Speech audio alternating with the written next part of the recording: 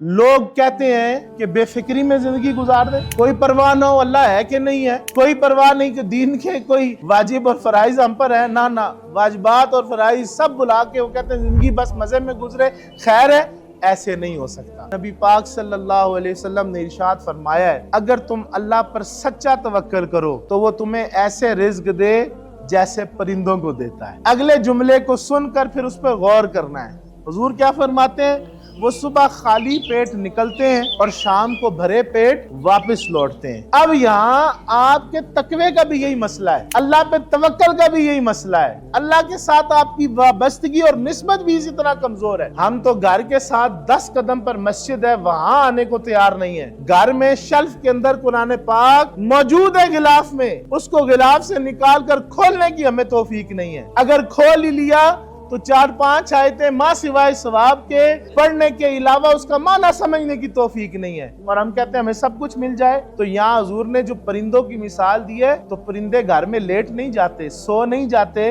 बल्कि सुबह अपने घोंसले से निकल जाते हैं, हरकत करते हैं, फिर अल्लाह उनकी हरकत में बरकत रखते हुए उनको रिज़्क अता करता है।